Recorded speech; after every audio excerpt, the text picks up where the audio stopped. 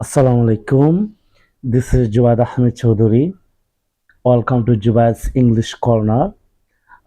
আজকে আমরা শিখব উইলিং টু এর ব্যবহার। উইলিং টু মানে হচ্ছে রাজি থাকা, ইচ্ছুক হওয়া বা কোনো কিছু করতে প্রস্তুত থাকা। কোনো কাজে আমরা ইচ্ছুক থাকতে হলে আমরা উইলিং টু দিয়ে ব্যবহার করতে পারবো।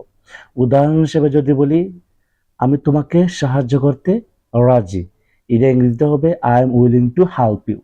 চলো আমরা স্টেপ বাই স্টেপ কিভাবে এইটা ব্যবহার করা হয় সেটা শিখব। Structure of willing to. Structure হবে subject plus am is are was were plus willing to plus main verb. Am is are was were হচ্ছে বি ভার্বের একটা অংশ, একটা auxiliary verb. So am is are হবে প্রেজেন্ট, ওয়াজ ওয়ার হবে past. So আমরা প্রেজেন্টটা আগে একটু শিখি, উদাহরণ হিসেবে দিই। I am willing to go, আমি যেতে রাজি বা আমি যেতে ইচ্ছুক। He is willing to help, সে সাহায্য করতে রাজি। যদি বলি তারা ইংরেজি শিখতে আগ্রহী বা ইংরেজি শিখতে ইচ্ছুক, they are willing to learn English. So এখন আমরা ফার্স্ট নিয়ে ব্যবহার করব। ফার্স্ট টেন্স হিসেবে ব্যবহার করতে হলে আমরা অবশ্যই ওয়াজ এবং ওয়ার ব্যবহার করতে হবে। যেমন সে অপেক্ষা করতে রাজি ছিল, মানে এটা অতীতে ছিল, এখন নয়। সে অতীতে একটা কাজ করতে ইচ্ছুক ছিল হলে আমরা ওয়াজ এবং ওয়ারের সাথে উইলিং টু ইউজ করব। যেমন হি ওয়াজ উইলিং টু ওয়েট, সে অপেক্ষা করতে রাজি ছিল।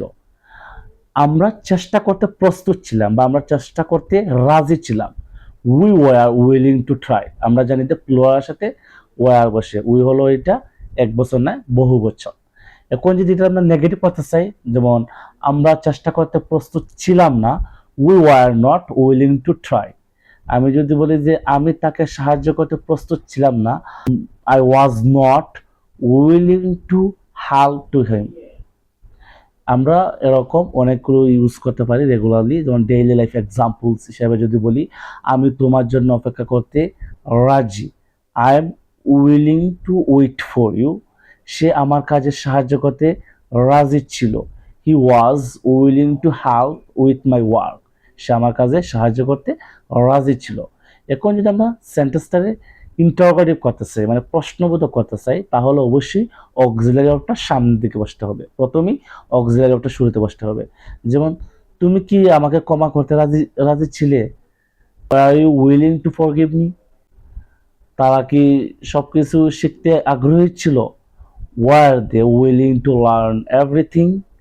এখন যে প্রেজেন্টের ক্ষেত্রেও কিন্তু আমরা প্রশ্ন দিয়ে বানাতে পারবো। যেমন যদি বলি যে তুমি কি আমার বাড়িতে আসতে প্রস্তুত, are you willing to come to my home.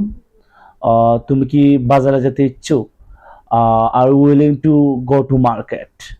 এখন আমি আপনাকে তিনটা বাংলা সেন্টেন্স দিব, এটা try to translate into English.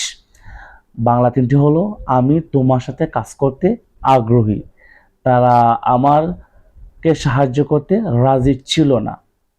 তুমি কি আমার সাথে দেখা করতে রাজি ছিলে। ওকে, চেষ্টা করবেন তিনটা ইংরেজিতে করার জন্য। আল্লাহ হাফেজ, বাই বাই।